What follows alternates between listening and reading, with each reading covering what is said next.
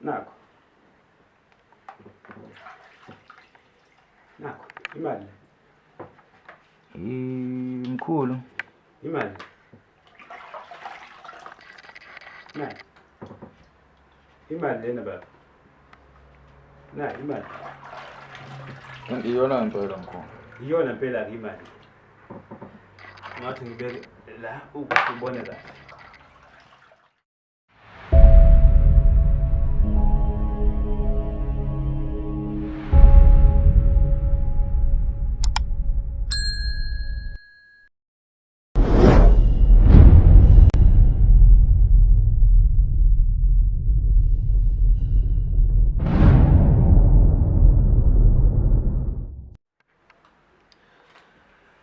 Siphinde sikubingelele mbukeli weNseswe TV1 nomlandeli ohlelo sathokoza emakhosini. Sesiphinde sabuya entombeni esigodlweni esikhulu sikaDokotela. Mkhulu sigcina ukufika la kwakho. Wawuze noma kwakuza umuntu ezobonga umsebenzi omenzele wona omkhulu kakhulu.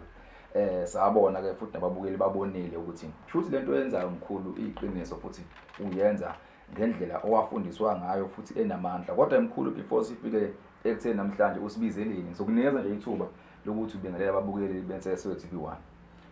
Sanibonani ninjani? Lo khulumayo lana namhlanje umkhulu banalo nimaziyo.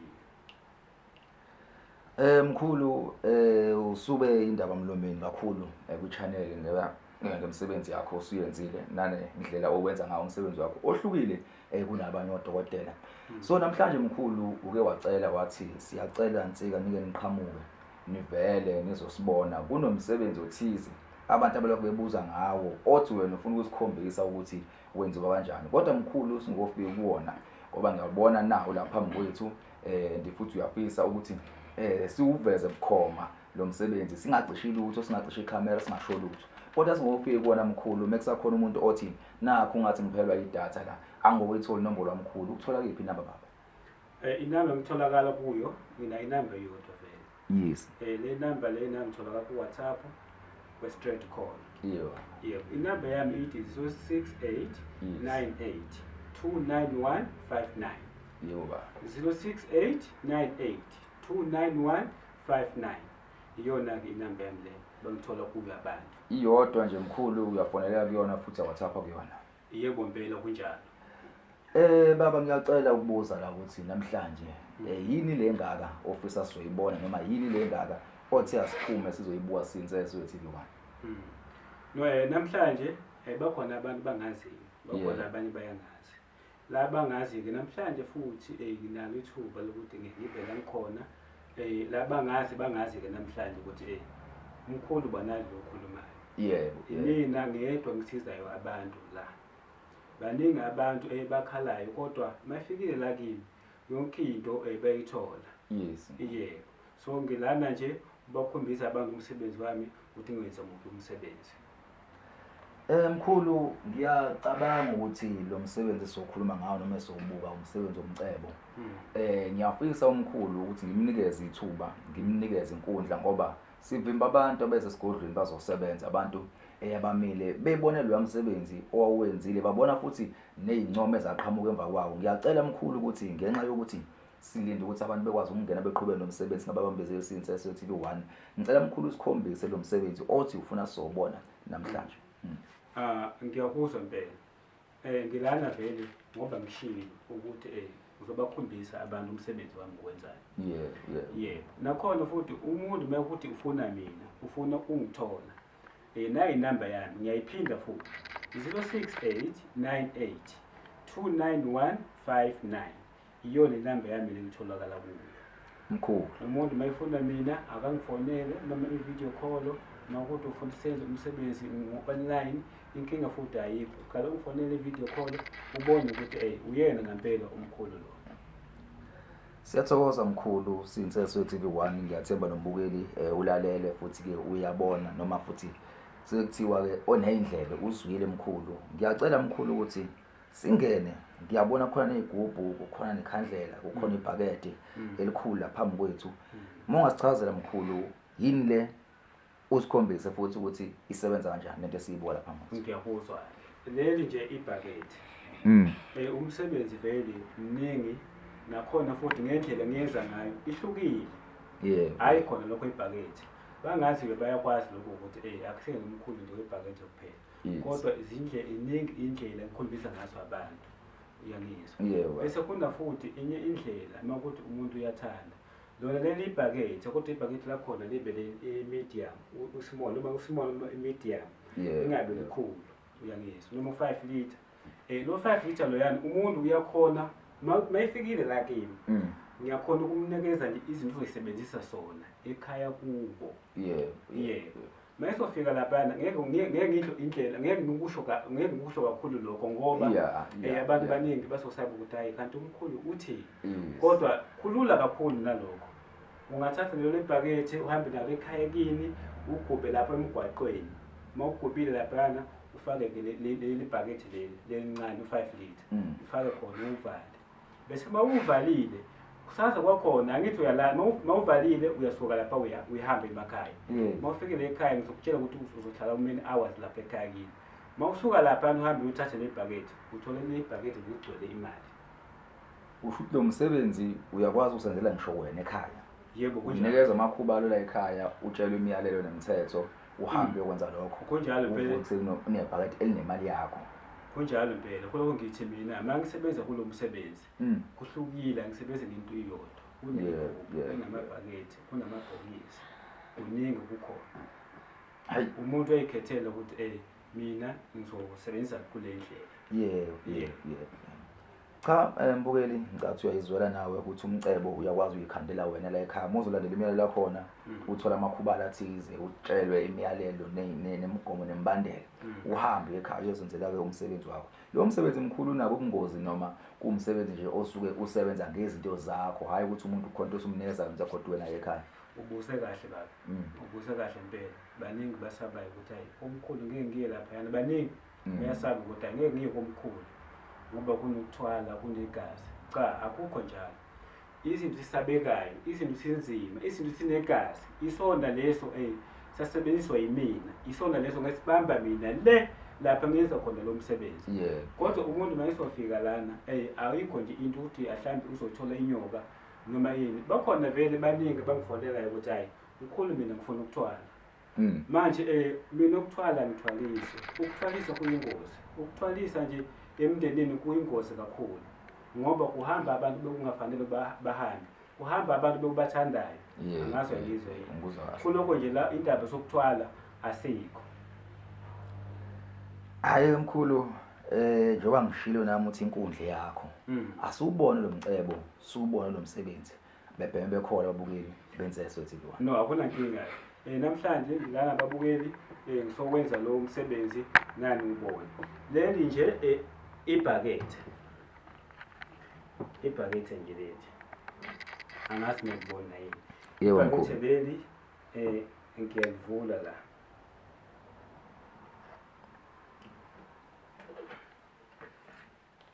Kunesivalo la singanalutho nasina. Nakho.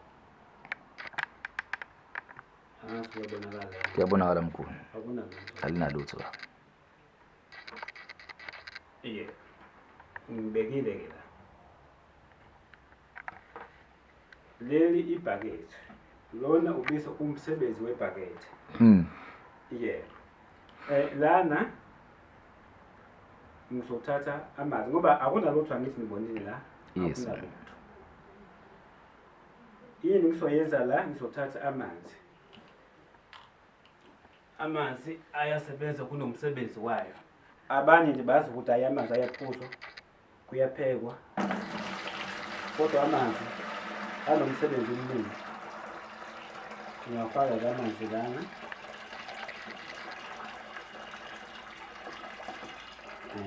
Alright. Yeah. Amanzi-ke lapho ngiwafaka la. Yebo. Yeah.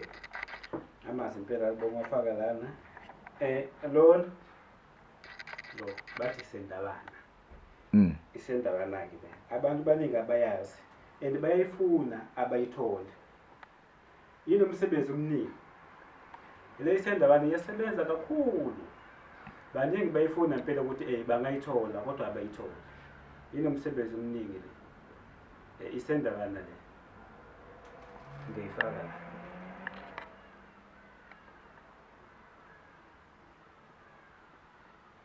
Kancane hayi kakhulu. Kancane hayi kakhulu.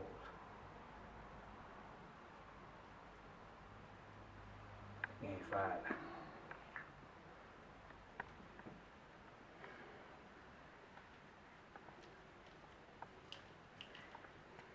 Abantu bangathuki kuwumsebenzi wami lo. Yes. Yeah.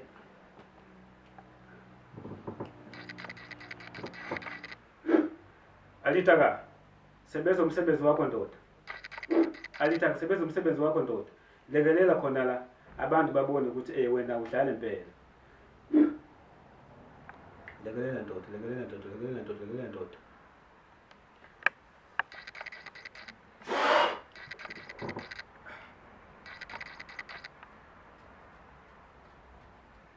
Lekelela ndoda, lekelela ndoda, lekelela ndoda, sebenza. Wena ngiyakuthemba kakhulu indoda emadoda. Uyasebenza impela, uyasebenza impela ndoda.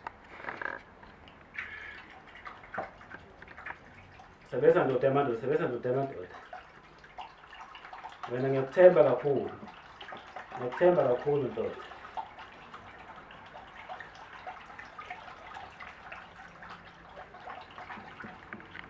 Yeah.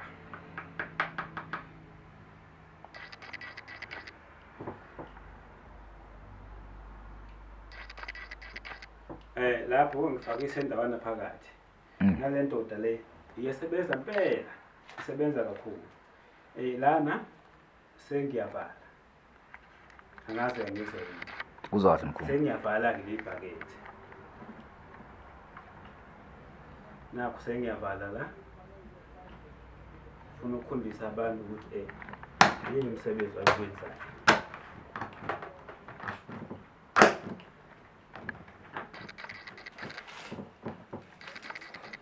Ya, sengivalile ke lapho. Yonke into lapho sengiyenzile. Into isoshotha lapho nje incane ukuthi yini nje isikhathi nyana sincane. Indoda emadoda, indoda emadoda, sengilana mina. Sebenza ndoda. Mowe! Mowe! Sebenza ndoda. Sebenza ndoda, ngiyakuthemba. Ngilana nje ngihlele nabantu. So ufuna ukuthi usebenze impela.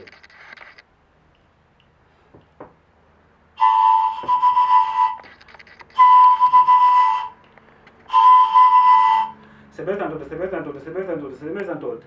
Tema xizimbu, tema xizimbu, tema xizimbu, tema xizimbu, tema xizimbu, tema xizimbu. Sebenza ndoda emadoda. Sebenza ndoda, sebenza ndoda. Ngiyakwazi ndoda emadoda ukuthi wena uyasebenza impela. Silana-ke sifuna ukusebenza, sifuna ukuthi abantu babone umsebenzi ukuthi mina ngiyenze umuphi umsebenzi. Ngoba ngiyenza lo msebenzi ngiyakwazi ukuthi akekho omunye umthembayo ngaphandle kwakho. Ngithemba ukuthi indoda emadoda usebenzile. Ngithemba indoda emadoda usebenzile. Ngithemba indoda emadoda isebenzile. Mowe! Mowe! Mowe! Awusebenze indoda emadoda, usebenze indoda emadoda. Mangiyenza kanjalo ngithemba ukuthi indoda emadoda isebenzile. So lana kufanele usebenze ukuthi bakwamanzi lawana kufanele agijime impela. Ngoyindlela ukugijima ngawo umfula amanzi mayihamba. Kufanele uwanyakaze lawa amanzi ngendlela inyakaza ngawo nje ulwandle.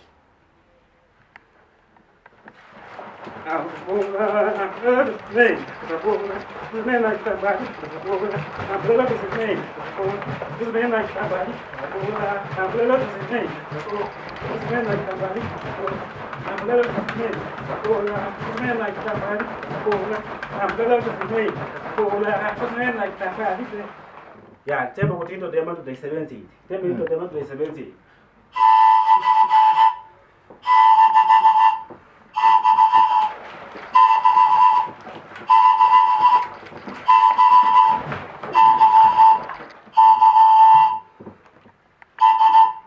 Ayithemba ukuthi into yabantu ayisebenzile. Lapho nje umsebenzi yonke into i-right impela. Mkhulu. Yebo. Sengifuna ukuvula lana ukuthi abantu babone. Yebo. Yebo. Khona kunzima impela akusindo yokudlala. Uyangizwa? Yes. Ukuthi kube khona lo msebenzi niyenzayo. Sengiyavula ke la.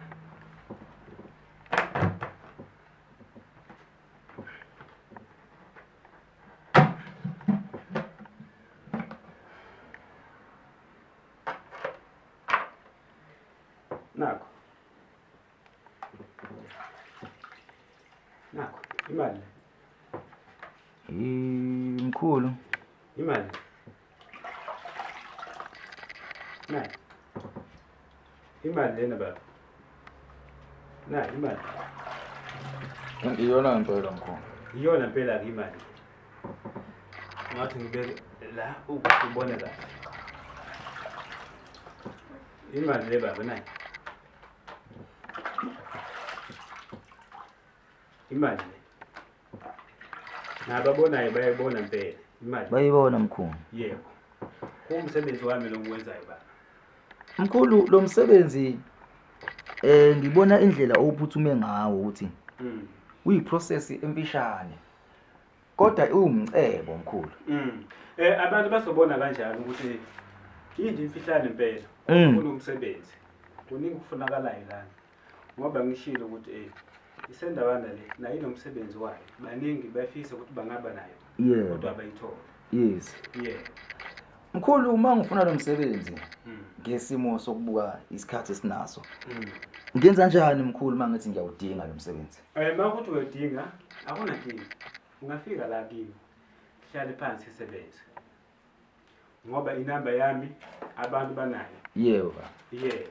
Ngoba futhi ngishilo ukuthi inamba yami nayo noma ukuthi ngiyiphinde ukuthi abantu basongithola kuyo kule namba 068 982 9159 iyona inamba yami le. Iyo kanye mkhulu. Yebo, iyona basongithola kuyo abantu. Mbukelo Ntsesi TV1 nasi simanga sisibonile umkhulu akhe imali thumela amadoda ayilanda wayifaka emanzini waxukuza amadoda ayifaka imali emanzini yaphuma sayibona sibhekile. Mkhulu lo msebenzi uyakwazi ukuthi ucebise umuntu ngeke ngisho ukuthi uzoba nemali kanani futhi ngeke ngisho ukuthi isikhathi kanani azosithatha ukuthi ekwazi ukuthola lo msebenzi kodwa yonke into ukhuluma nawe ecingweni baba. Yebo kunjalo impela. Mkhulu Umuntu mayifika lana uyabhuka ukuthi hayi mkhulu ngibona umsebenzi wakho unje kanje bese siyakhuluma khona efonini. Makuthi umsebenzi wami uthandile impela ufuna ukuza. Siyakhuluma ubhuke ukuthi hayi ilanga lokuthi ngiyeza ngoba ngisebenza nabantu baningi. Yebo. Ngayenzeka umuntu vele bakhona vele abayenzayo kanjalo ukuthi umuntu asukele kude afike lana. Mayifike lana angakhona ukusizakala ngoba yini akafonanga ukuthi mkhulu ngiyeza. So kunabantu baningi isebenza nabo. Umuntu vele ungafika la ungafonanga ujike ubuyele emuva. Mbukelo Ntsesi TV1 babonile abantu onayo indlebe uzwile obonile ubhemu wakholwa. Mkhulu siyabonga kakhulu ithubo sinezelo ukuthi sifike Ntsesi TV1 sobuwa lo msebenzi usikhombisa wona nanokuthi usikhombise nokunye ebese ngakulindela ukuthi kuzoqhamuka. Mkhulu ngiyabonga kakhulu isikhathi onaso nesikhathi usinikeze sona. Nami ngiyabonga kakhulu ngiyakuthokozela baba nakhona futhi nalabo ayibukayo emakhaya le video ngiyathokoza kakhulu. Amen. Ningaphuthelwe kwamkhulu abantu bayasizakala ngapha osani mafuna ukusizakala ngizokusiza. Amen mkhulu. Thank you amen.